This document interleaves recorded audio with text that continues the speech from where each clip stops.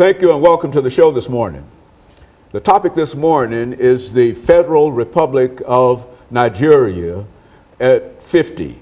And of course, we're indicating that this is the 51st celebration of the Federal Republic of Nigeria. And we're also fortunate to have with us the ambassador to the United States from Nigeria, Dr. AdeAdefuye.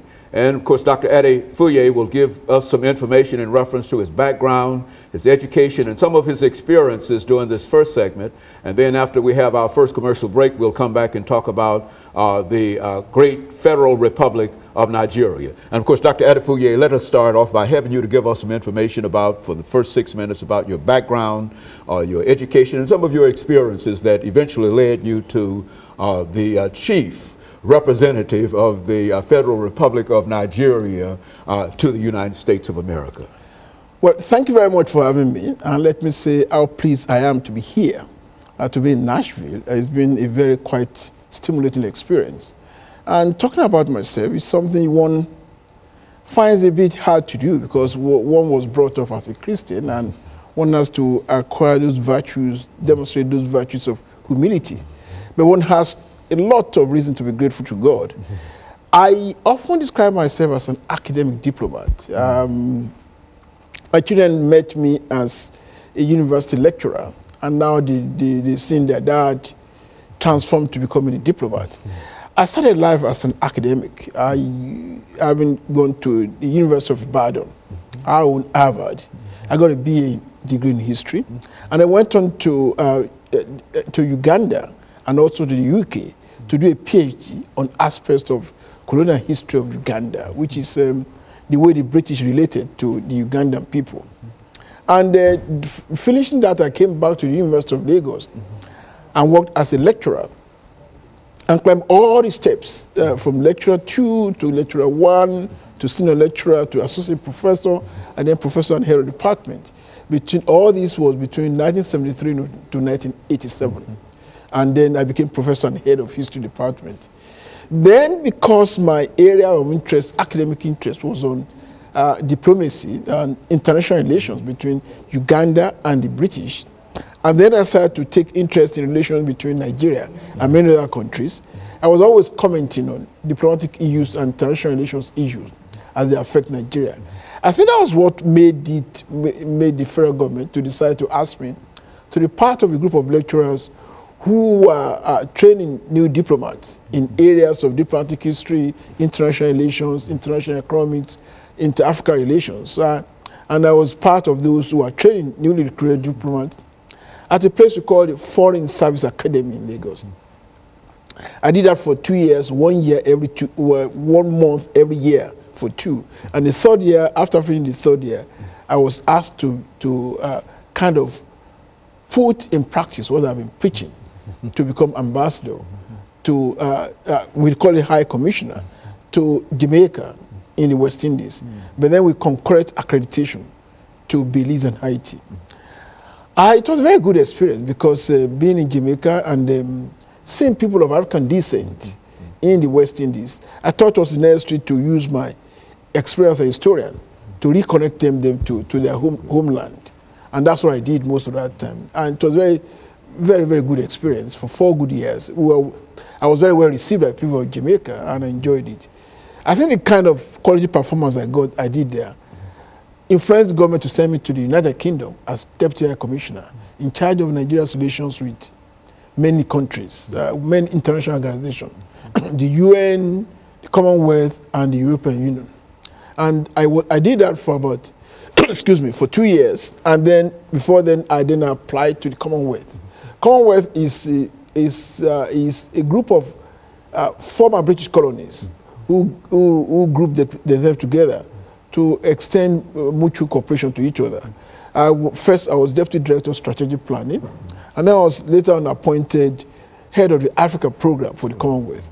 I think I was in the Commonwealth for about a total of 12 years, and 6 of which I served as Special Advisor to the Secretary General and head of the Africa program. From then, I came to ECOWAS for 2 years, as ECOWAS is Nigeria's equivalent of your OAS and then it's a regional organization. From then I served 2 years as as advisor to the president on democracy and good governance. Very good. And of course, Dr. Adefuye, let's take this first commercial break, and then we'll get back and we'll pick up at that same point. Yeah. And we'll be back with our audience following this very, very short commercial break.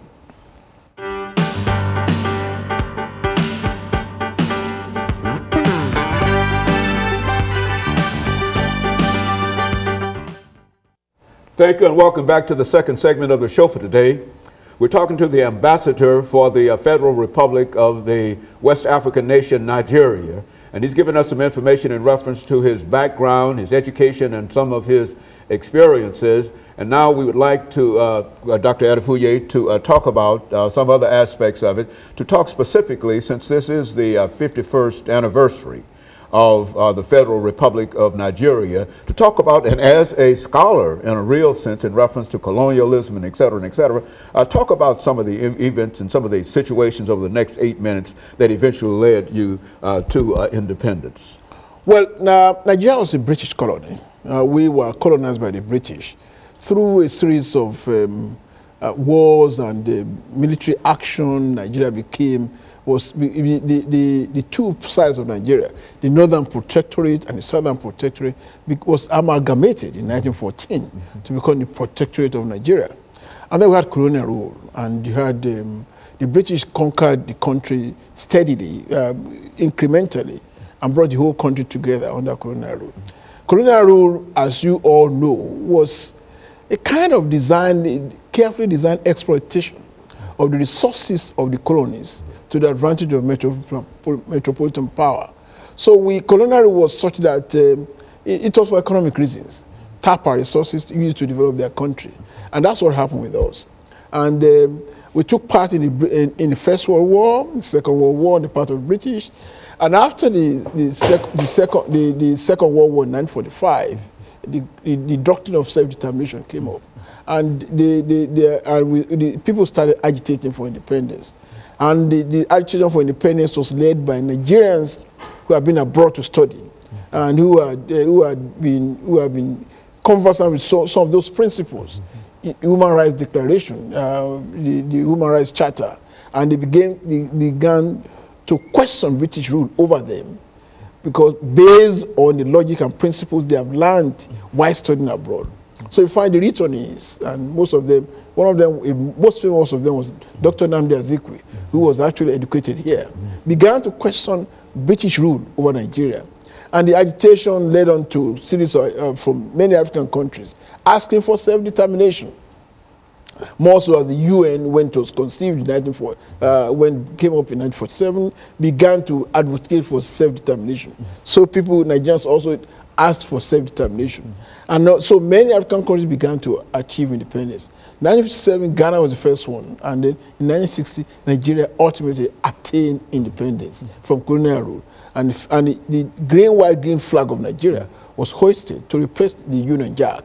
And then we became independent as a nation in 1960. So we became independent in 1960, and we operated a British system of government, Westminster model, parliamentary democracy. And we went through quite a lot in the country. We went through the first set of our first set of post-independence rulers merely stepped into the shoes of the British, and even though they meant well, but the defects of the British system was still very much around, and so we had a lot of the federal structure was not properly arranged, and so we had a foreign policy that, for instance, that spoke of non-alignment, but was really pro-Western. And then, of course, our first set of politicians saw themselves as succeeded imperialists. And so administration was done in the best interest of the people. That led to agitation among the various political parties, leading to the first overthrow of the civilian government, and then a civil war, which we fought 1967 to 70. And then, by the end of the civil war, it was clear to everyone that Nigerians will have to live together as the same people. And so the civil war ended with General Yakubu Gowon, who became head of state, saying that no victor, no vanquish, that nobody will ever question the territorial integrity of Nigeria. And we were prepared to live together as one indivisible set of people. So since then, and a lot of things happened after this. But during the Civil War, One good thing was that oil was discovered in commercial quantity, and Nigeria became an oil-producing country. Right now, we're the 4th largest supplier of crude oil to the United States. So we became, and then there was agitation for a change of the constitution. Quite a number of people believe that the Westminster model was not quite suitable. And that was why we had a military coup, we had constitutional problems and all that.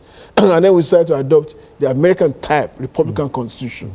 And so that's what we are currently practicing right now. And so we have a Republican-type Constitution with a presidential system, governors in states, president in the center, and that's what we've been. I mean, that's not been without. I mean, that's what some of the political scientists, some of us say that it's not the system of government that matters; it's the way it is administered.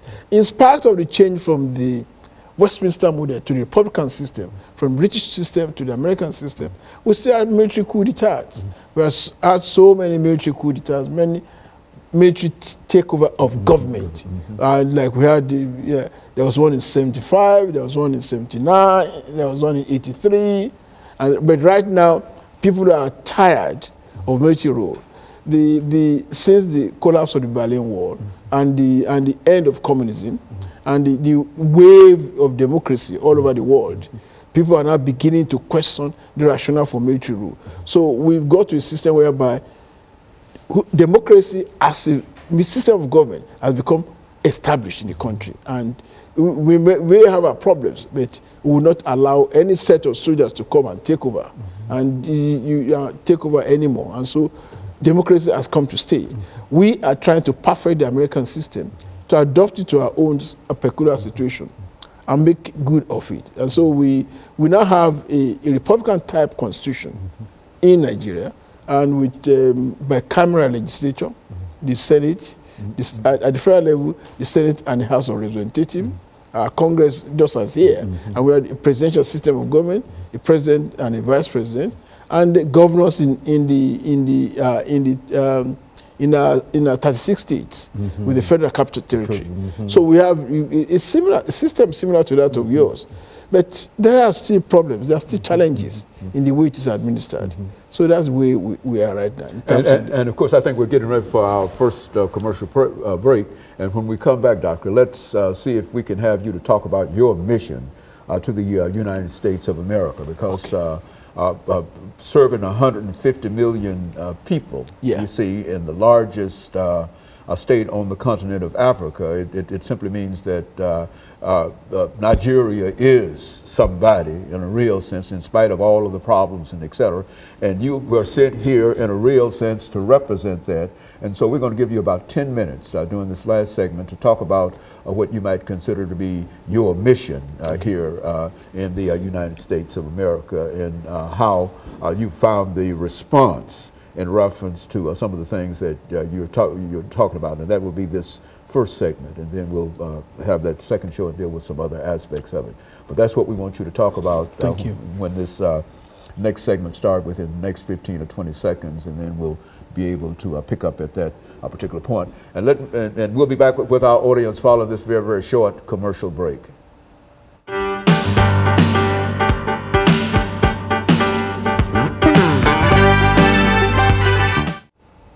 Thank you, and welcome back to the final segment of this section of the show for the morning. And we're talking about the Federal Republic of Nigeria, and this, of course, is part one of that report. And we have with us the ambassador from the state of Nigeria, who has given us some excellent information in reference to the country itself. And now what we'd like to do is to talk about his mission to the United States. And of course, Dr. Adefuye, let's see if we can have you to talk about your mission. Well, my mission to the United States is not different from that typical of ambassadors. An ambassador to a country is supposed to represent the interests of his own country in his country of accreditation. In my case, United States of America.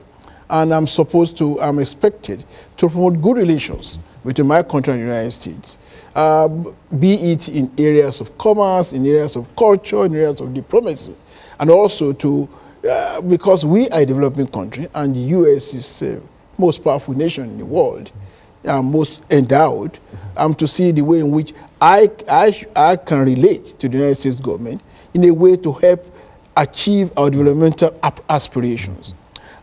To start with, there are quite a number of, I always say there's a commonality and a conviviality of interest between Nigeria and the United States. First, the United States is the country where you have the largest concentration of Nigerians outside Nigeria. And Nigeria as a country is of strategic interest to the United States. First, with a population of 150 million, 1 out of every 5 Africans is in Nigeria. 1 out of every 9 black persons in the world is in Nigeria. And Nigeria is the 4th largest supplier of crude oil to the United States.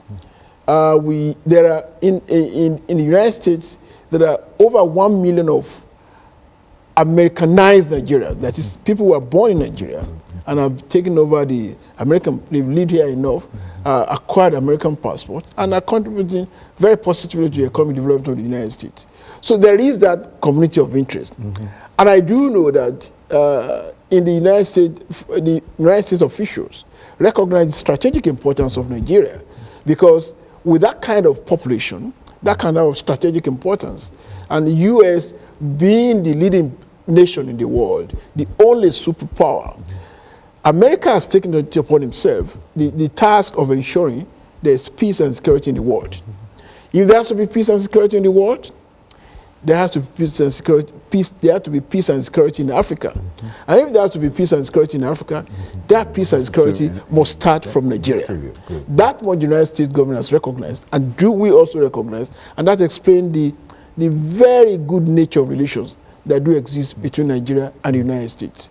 That was started since when I came, and before I came there were some problems, but now the United States government, with the advent of President Goodluck Jonathan, they know that Nigeria now has purposeful leadership, a leadership that is responsive and responsible, a leadership that is willing and able, a leadership that's prepared to tackle the fundamental problems of the country and create a Nigeria which will be of immense usefulness to the United States.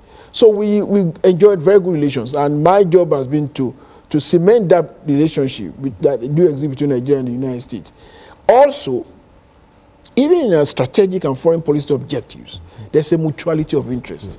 Nigeria and the U.S., we want a country, we want a world that is free of nuclear proliferation, a world that is free of terrorism, and a world in which the principles of democracy, human rights, rule of law dominate, and a world in which features more of consultation, cooperation, as distinct from confrontation. And that's why our purpose, and we work towards that. Nigeria, for instance, with the actors of the U.S., we are one of the largest contributors of peacekeeping forces to the United Nations. We have been very much in agreement with the U.S. on major policy issues in recent times. We were with them on the issue of Iran nuclear non-proliferation agreement. We were with them on the issue of Libya, the issue of no-fly zone. So we cooperate at the UN to achieve similar global objectives of a world that is peaceful, secure, and ordered. And so part of my objective is to promote that and to promote economic development between the United States and Nigeria. First, and there have been very concrete ways in which we have made this possible. First, we have signed what is called a binational commercial agreement with the United States of America. A binational commercial agreement is the highest level of strategic cooperation that can exist between two countries. The Obama administration has signed that agreement only with the government of Nigeria. And there are 4 major components of that. First one is, we call it governance, transparency, and integrity, called GTR. That has to do with good governance, political correctness, and all that, democracy. And within that framework, the United States government assisted Nigeria tremendously when we conducted the last election, which was internationally accepted as very free and credible. The second one is on Niger Delta regional security. We had this problem in Niger Delta where a number of people took up arms because there was a lot of environmental pollution in the oil producing areas. And we then designed an amnesty policy to encourage those who have been fighting to surrender their arms. The amnesty policy involves retraining of these foreign militants so that can be reintegrated into society. And many of the Niger Delta governments have signed MOUs with the American public and private sectors, retraining them in America. They're all over the place. Then the regional security aspect involves our cooperation to ensure there's peace in the Gulf of Guinea coast. And in addition, in furtherance of that, the American government transferred to Nigeria a big naval warship, USD Chase, which we renamed USS Thunder. Thunder, of course, is the English equivalent of Aradu, which is the word given to the Nigeria flagship in the area. I had the privilege of receiving that ship from the U.S. Coast Guard in San Francisco, and the ship has now set sail for Nigeria. And that ship is supposed to assist us in policing the Gulf of Guinea coast. Most of the oil that was sent to the U.S. is from offshore, and with that kind of naval ship, we'll be able to check the activity of smugglers and bunkers and all that in that area. The third component of the Nigerian-U.S. Binational Commission is on, we call it energy and investment. Energy in the sense of oil and gas. Like I told you, we are the fourth largest supplier of crude oil to Nigeria. Many American companies are in Nigeria dealing with oil. And they want to increase the quality and quantity of our power generating supply. So many American companies are there helping us to increase the quantity and quality of our power supply. And the fourth one is on agriculture and food security. Agriculture, it involves increasing the quantity of our food production and also mechanizing and commercializing agriculture. On those four areas, we have a meeting. And that takes me to Nigeria back and forth. And then and it involves a steady team of officials from Nigeria to the US. We meet, sometimes we meet in Washington, sometimes we meet in Abuja. That agreement is due for a review, sometimes in January next year. And we want to extend its perimeters to bring in more issues where we discuss it. So we have a focus and a formal format for cooperation among us. And those are the more major areas in which cooperate. And those four components contribute to the realization of our national developmental objectives. And the U.S. being there for us is quite a good thing. And my government is very grateful to the United States government for their cooperation to us. Very good. With us in that area. And of course, Dr. Adefuye, you know that this is the end of that first show that we're going to do here, and after which we'll come back and we'll talk about some other issues that we've already outlined for you. But we want to, for the benefit of our audience and for the benefit of those who will see this first show, we want to thank you for coming by and giving us that information. And then we'll come back again with another show. And of course, we'll be back with our audience following this very, very short commercial break.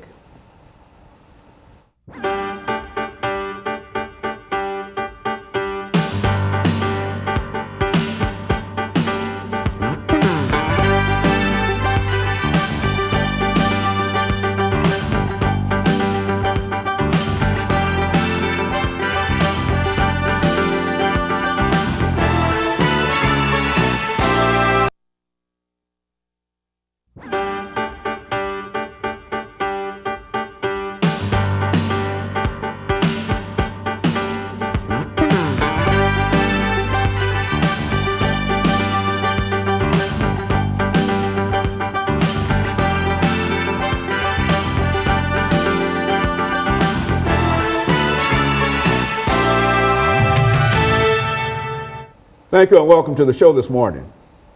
The topic this morning is the Federal Republic of Nigeria at 51 years of age. And of course we have with us to talk about the Federal Republic of Nigeria, Dr. Adefuye. And of course, Dr. Adefuye, let me apologize for that mix-up there.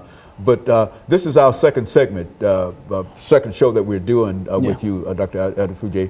And what we'd like for you to do is to, during this first segment, make some statements in reference to who you are and why you're here. Yeah. And then we'll almost move immediately into some of those other topics dealing with the economic conditions in Nigeria, the President Goodluck Jonathan, as well as some of the trade and relationships that the United States has with Nigeria. And finally, to talk about the Walmart situation. I'm sure that all of our audience, and especially all business everywhere, is concerned in reference to that relationship. Let's talk about it from that perspective. Well, my name is AdeAdefuye, Ambassador of Federal Republic of Nigeria to the United States of America. I started life as an academic and was professor and head of history department, University of Lagos, before I was asked to be ambassador of High Commissioner for Nigeria to Jamaica with concurrent accreditation to Belize and Haiti. From there, I was moved to London as Deputy High Commissioner in charge of international organizations. And from there, I went to the Commonwealth Secretariat, first as Assistant Director of Strategic Planning, and later on Director of the Africa Program for the Commonwealth Secretariat. I did there for some 6 years before I became advisor to ECOWAS. ECOWAS, the equivalent our own OAS. And from serving in ECOWAS for 2 years, I was then appointed to be ambassador of Nigeria to the United States of America. This is where I am. And I'm in Nashville to see the Nigerian community. As I do going to all the big cities where there's a sizable element of Nigerians in the U.S. Why don't you make some statements about the Nigerian community in Nashville? You've had an opportunity to observe and deal with I've been to the mayor. I saw the lieutenant governor yesterday. I was present at the personal parade for the police here yesterday. And I'm quite impressed with the way the Nigerian community have been absorbed, the way they have been received, the way they have been assisted, the way they have been cooperating with the people in the city. I was just coming from Fisk University, and the students told me how much they're enjoying the place, how much the authorities have been very cooperative, and giving them the conducive environment to study. And they were all very happy with the reception being accorded to them. That is my job, makes me very happy. So I'm thanking the authorities of Nashville for doing that. Of course, I've enjoyed so many other things. I like the Gayland Hotel. It's first class, first class. And I've been to quite a number of places which I like. So it's a beautiful city, and much more important to me, it's been very friendly to Nigerians. And Dr. Madu, the way it's been received everywhere, gives me joy. So I really enjoyed coming to Nashville. Of course, I'll be back again, if only to meet Gaylord. You know, one of the things about your nation is that people would like to know more about the president, of your president, and so why don't you give us some information in reference to your president and people that are important in terms of the government that you represent. See, we don't know that much about the presidency as well as other things in reference to Nigeria. Dr. Goodluck Jonathan, our current president, is generally believed to be the best president Nigeria would ever have. Maybe I'm biased because I'm an academic. This guy has a PhD in biology, and by combination of circumstances and fate, he seems to have been the best groomed person to be president of Nigeria. He, from the university, became deputy governor of the state, and because the governor was removed, he became governor. From governor, he was nominated to be vice president, and when the president died, he stepped into the shoes of the president. This is a man who kind of went through the mill, observed all the problems, and because of his academic background, he's able to design the appropriate solutions to the government. We are very, very hopeful that under him, Nigeria will get closer to building a Nigeria of our dream. He's focused, responsible, responsive, and what is more important, he was able to organize the first credible, locally accepted, internationally accepted elections. And when he finished that, after the elections, he came up with a transformation agenda. And that transformation agenda is designed to take Nigeria to the next level, and designed to make us take our place as one of the 20 leading nations by the year 2020. And he has appointed, what's more important, Let's stop it for this first commercial break, Okay. Doctor. And of course, we'll be back with our audience following this very, very short commercial break. Thank you and welcome back to the second segment of the show for today. We're talking to the ambassador to the United States from the great state of Nigeria. And of course, he's given us some information not only about himself, but also about Goodluck Jonathan, the president of Nigeria, as well as some of the challenges and some of the successes. And of course, Doctor, let's see if we can simply pick up where you left off, dealing with the president, and then to move into what you consider to be some of the challenges and the mission that deals with your mission, economic challenges, trade, and et cetera. Well, like I was saying, Dr. Goodluck Jonathan seems to be the most qualified person ever to rule Nigeria. He's an academic, he has a PhD in biology, and having, through circumstances and fate, has served in government positions that seem to have prepared him adequately for this job. Deputy governor, governor, vice president, president. He learned the ropes. And he's kind of focused. He's responsible.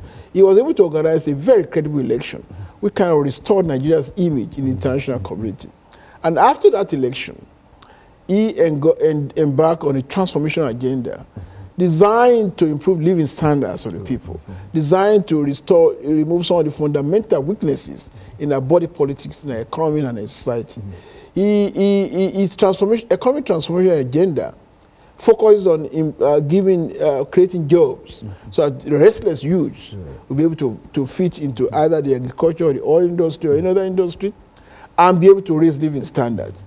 And in doing that, he's been very, very selective, very, very careful. His choice of ministers in the key economic ministries were dictated not by political considerations, but by personal qualification. To the key minister of finance, power, trade and investment, agriculture, oil, petroleum, and aviation. He has appointed people who have considerable level of professional competence and high personal integrity. And these are the people who form what we call the core of his economic management team, along with the central bank governor, who Forbes described just 2 days ago as the Africa Person of the Year. These are the people who are facing the economic transformation policy of Goodluck Jonathan, designed to improve quality of life and living standards of our people. And what they're trying to do is to ensure that the economy is reorganized, is restructured. And the first part of the major problem is that we are an oil-producing nation, but we have all kinds of other resources. And we are a major agricultural country until we discovered oil. One of the objectives is to, while we want diminishing the importance of oil, we want to use the resources of oil to develop other sectors of our economy, like agriculture, like the cotton industry, cottage industry, like non-oil minerals, so that we can have a balanced and diversified economy. Right now, I think 95% of our national income is derived from oil. That position is unacceptable and is not sustainable for a long period. So what the government is trying to do is to develop non-oil sectors of the economy, especially agriculture, so that we can feed ourselves, we can develop the agro industry, we can develop agro business, feed ourselves, feed other countries of Africa and the world, and have a very balanced economy. That's what the Jonathan is doing. Also, with the international community accused of unfairly, though, of corruption, whatever they want to do. And it takes two to be corrupt anyway. Most of these people, in this case of corruption, sometimes, quite a number of them, are instigated by people, by foreign partners who believe that they could use some piece of money. It takes two to tango. But President Goodluck Jonathan is determined to treat that canker of corruption and control it, combat it, so that Nigeria be a free society. We are creating an environment conducive to trade, to meaningful trade. We have, for instance, there's a one-stop shop in Abuja, where anybody wanting to establish business in Nigeria can be told all that it needs to do to establish business. We are creating conditions for foreign direct investment. Our own economic transformation program is predicated on substantial contribution, first from the private sector. It must be private sector driven. And we also want foreign private investment. So all our missions are be mandated to do what they can to attract foreign investment to our country. And in the process of doing that, the government has created the machinery necessary to be able to entertain this foreign private investment, creating conditions that enable them to develop, to contribute, bring their investment to Nigeria, and be able to, and creating conditions that will make investors finding it easy to be able to invest in the economy. For instance, there have been many new laws. For instance, our stock exchange have been reorganized, our banking system have been reorganized, and we have, and there are laws by which, for instance, anybody who makes, any foreign investor is allowed to carry his entire profit back to his country. And we do so many things just to attract foreign private, direct foreign private investment to Nigeria. As I'm talking now, I'm expecting a delegation of Nigerian businessmen in the next 2 weeks for an event in Las Vegas, which will center on power generation. And we are collaborating with American institutions. 3 weeks ago, U.S. Exim Bank president and 3 of his vice presidents visited Nigeria. And what were they doing there? To sit with the economic management team, to discuss with them areas of cooperation, either in the power or agri or infrastructure development, and give us facilities by which private sectors can contribute to our economy, either in power, or agri or infrastructure. And so this whole economic transformation that the president has undertaken is designed in a real sense to bring Nigeria's economy into the 21st century. And you find that it's been quite successful in a real sense as we get ready for this second commercial break. We'll have 10 minutes after this. But you find that to be very, very instrumental in terms of how the world is seeing Nigeria now at this particular point. And of course, what we will do, Doctor, is to take this second commercial break, and then we'll come back and we'll have 10 minutes to allow you to talk about some other trade and economic developments, as well as any other ideas that you'd like to talk about at this particular point. And we'll be back with our audience following this very, very short commercial break.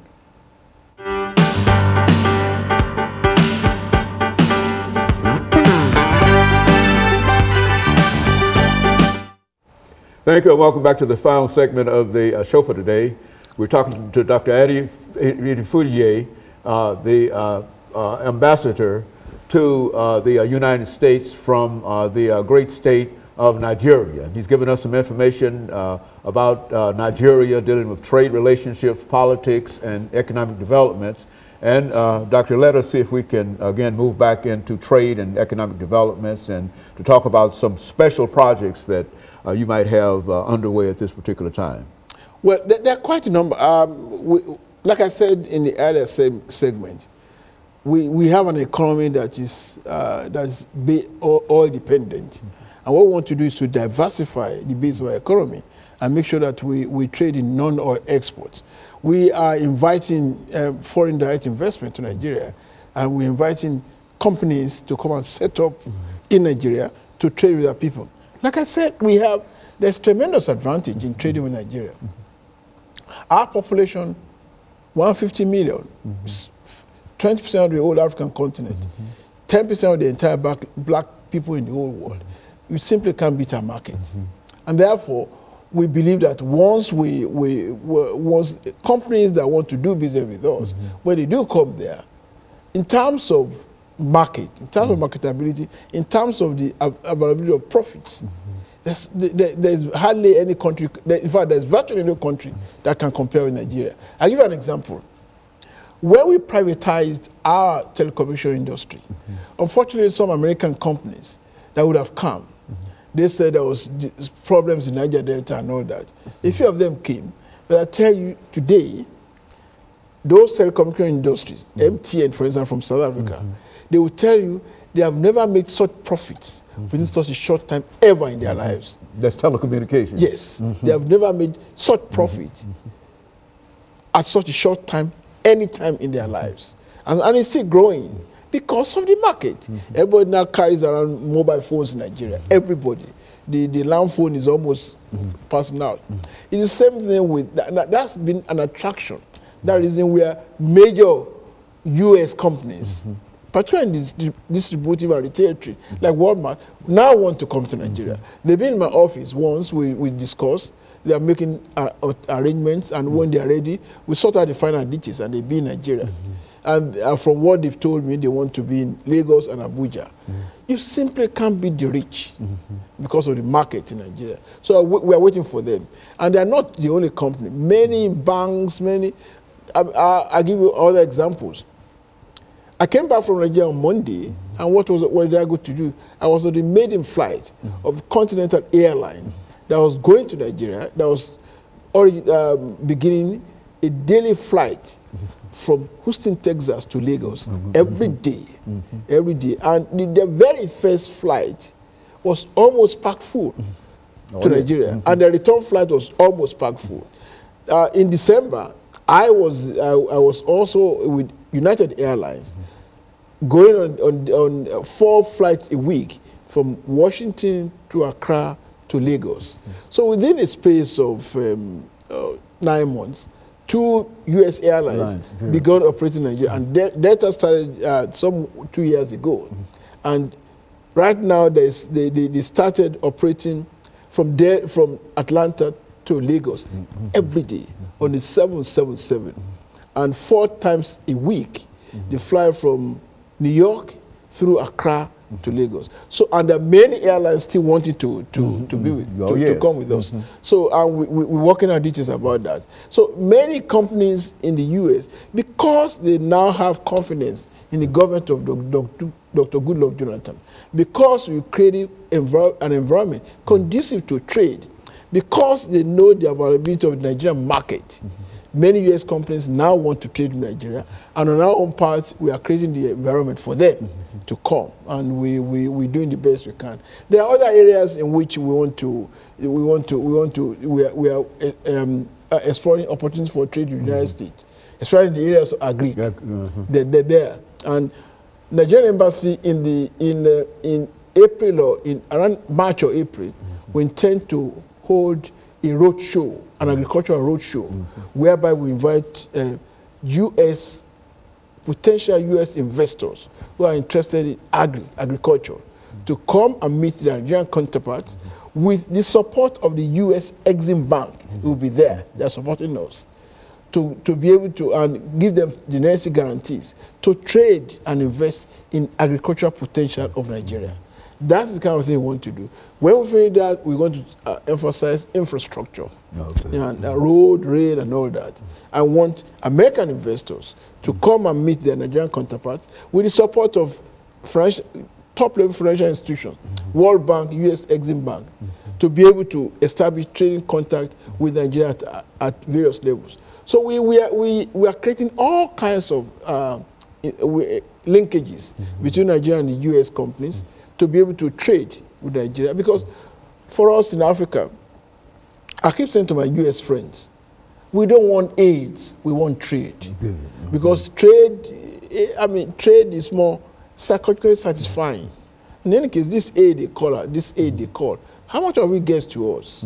And when trade makes you retain your personal pride. Because there's a much to trade with in Nigeria. And so that's the kind of thing we're trying to do. And just as I was in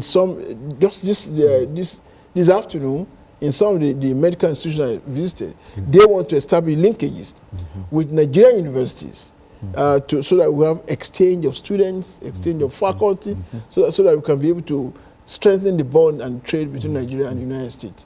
So there's so much going on in Nigeria, and we invite the city of Nashville to come and join us. We are also expanding our scope for tourism. Tourism is going to be a good source of income for Nigeria. the diversity of Nigeria, the diversity, the eco structure in Nigeria, we have the savannah, the grassland, the desert, and we have some good elements of wildlife in Nigeria for tourists to come and see the diversity of our culture, and that's one of the things we're going to we are stressing. After we have done the roadshow on agriculture and infrastructure, we also did the one on tourism, and because there's a lot of tourism, many of Americans here. Many of them have done their DNAs, and quite a number of them have told me that they done their DNAs. They are from Nigeria. We go to see what we can do to make them come back home and contribute to the economy of their fatherland. So we are having all kinds of. In fact, the Center for Black and African Civilization is thinking of building a museum of Nigerian art in Atlanta very soon. So we are exploring all kinds of opportunities to bring trade and all kinds of links between Nigeria and the United States. So Nashville, you are invited to join, and we'll be glad to receive you. You know, I think that in some of the things that are happening in the United States is this whole issue of unemployment and et cetera. This would help any infrastructure, anything that you do as a country helps employment in that nation. Is that what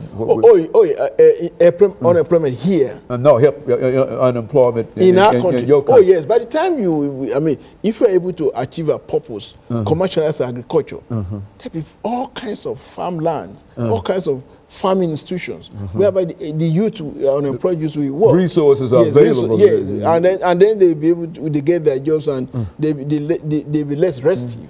They will not be available for those politicians to recruit them to political thuggery and to help unemployment. It will increase our national income and help us solve most of the problems we have in our country. It will also help you because it is in the interest of the U.S. that there's a stable Nigeria. Very good. And you need our oil. We know you need our oil, but we also need your dollar. Okay, very so good. we able to, it's a mutuality of exchange. Okay, let me thank you, Doctor, for giving us all that excellent information. I'm sure that our audience has a better idea in terms of the activities that are now going on in Nigeria, and we certainly appreciate that, and we support everything that you've said, and we hope that we can further broadcast the information that you're giving us. And of course, let me encourage our audience to tune in again next week for another informative edition of Comments. Thank you and good morning.